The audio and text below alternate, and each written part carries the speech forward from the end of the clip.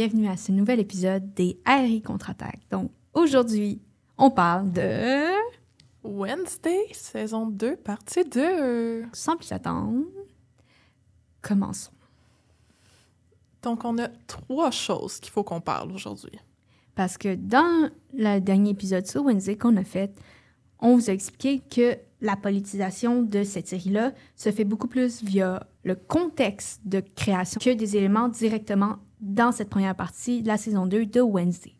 Mais, cette fois-ci, ils nous ont gâtés. On a 3 éléments qui ont un lien beaucoup plus direct avec les événements qui surviennent dans cette deuxième partie de la saison 2 de Wednesday.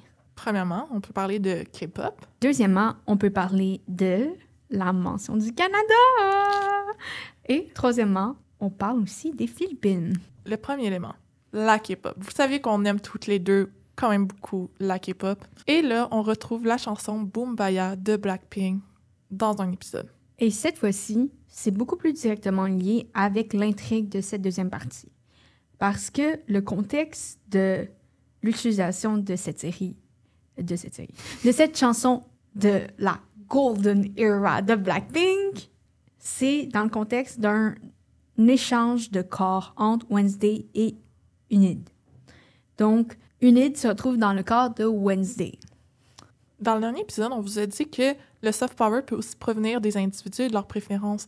Mais ici, dans une entrevue que Kemma Meyer a donnée, donc l'actrice qui joue Enid, elle dit clairement qu'elle n'avait eu aucune influence sur cette scène. Si je ne me trompe pas, elle n'était même pas au courant qu'elle allait tourner cette scène-là de cette façon-là avec cette chanson-là. Donc, ça prouve que les États-Unis, encore une fois, ils utilisent le soft power coréen à leur avantage.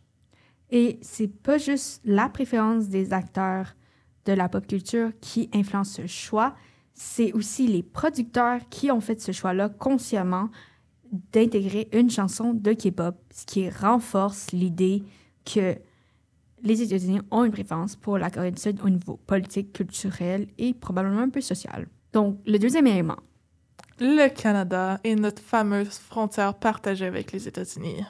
Malgré le contexte tendu économique entre les États-Unis et le Canada en ce moment, les producteurs ont décidé de laisser la mention du Canada.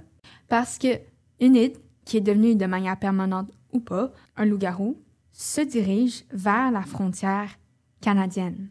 Donc, cette mention est très politique parce que la série reconnaît qu'il y a une frontière qui existe entre les États-Unis et le Canada et reconnaît aussi que l'Académie de Nevermore est plus près du Canada que ce qu'on pense. C'est une reconnaissance que le Canada est un État souverain à part entière et que c'est leur voisin, ce qui peut paraître un peu une évidence. Mais dans ce contexte-ci, c'est une grande preuve d'une amitié entre le Canada et les États-Unis. Donc, encore une fois, on peut voir qu'il y a des tensions qui existent dans la réalité, mais que les producteurs y ont passé outre, peut-être pour flatter dans le sens du poil leur allié canadien.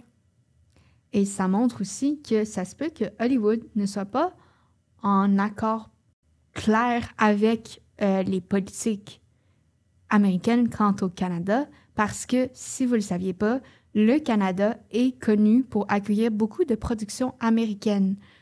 Bref, on peut espérer une 3e saison qui sera peut-être tournée au Canada, croisons les doigts. Et on peut poursuivre en parlant des Philippines. Qu'est-ce que les Philippines viennent faire dans tout ça?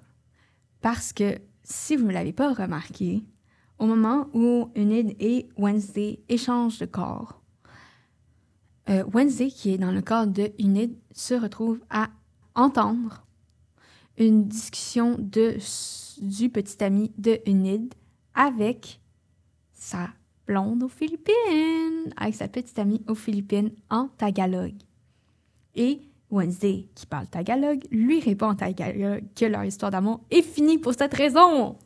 Donc, le fait qu'un personnage secondaire aussi important, qui a été quand même pas mal présent dans cette saison 2 de Wednesday, vient des Philippines et qu'on le souligne très clairement, tend à nous faire penser que les producteurs souhaitaient rappeler au public américain et international qu'une amitié existe entre les Philippines et les États-Unis et que les Philippines, si vous ne saviez pas, a déjà été appelée l'Amérique de l'Asie du Sud-Est. Parce que les Philippines sont devenues alliées des États-Unis après la fin de la Deuxième Guerre mondiale environ, notamment les États-Unis, pour s'excuser d'avoir bombardé leur dernière université, ont décidé de reconstruire une de leurs plus importantes universités, l'Université des Philippines à Manille, en banlieue de Manille, à Quezon City. Et dans le fond, cette université-là, si vous avez la chance d'aller la visiter, a été construite sur la base d'une université américaine, donc c'est un campus géant dans la forêt. Et aussi, il faut prendre en compte que les États-Unis ont accès à 9 bases militaires, un accès limité, mais quand même 9 bases militaires aux Philippines, ce qui est plus que les bases militaires au Japon et en Corée du Sud. Donc, ça prouve encore une fois qu'il existe une amitié et potentiellement une alliance militaire entre les Philippines et les États-Unis, même si, dans sa projection du soft power, les États-Unis mettent plus l'emphase sur leur alliance et leur amitié avec la Corée du Sud. Malgré cette emphase-là, on voit que les États-Unis veulent toujours se montrer comme étant plus puissants ou plus importants que les autres pays parce qu'on a quand même l'apparition très claire de Lady Gaga qui fut payée quand même généreusement. Oui, sans compter qu'elle a créé une nouvelle chanson pour la série, alors que Joshua de Seventeen, eh bien, moi, je l'ai pas vu. Si vous l'avez vu, dites-nous en commentaire ou à quel moment, à quelle seconde, on veut savoir il est où.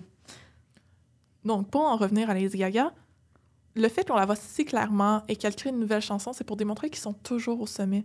Maintenant, ils s'allient un peu avec la K-pop, mais quand même, ils sont toujours numéro 1. C'est pour montrer que la culture pop américaine est tout aussi importante aujourd'hui qu'hier. Mais dans les faits, ils veulent quand même qu'on fasse une association entre la K-pop, donc Blackpink, Boombayah, et la chanson de Lady Gaga. The Dance. Et en plus, il y a la présence potentielle de Joshua en quelque part dans cette série. C'est clair qu'ils veulent que les spectateurs fassent une association entre la K-pop, qui est très populaire, et la pop culture américaine avec Lady Gaga. Est-ce que la prochaine étape, ça serait une apparition du groupe américain et coréen Cat Sides dans la série?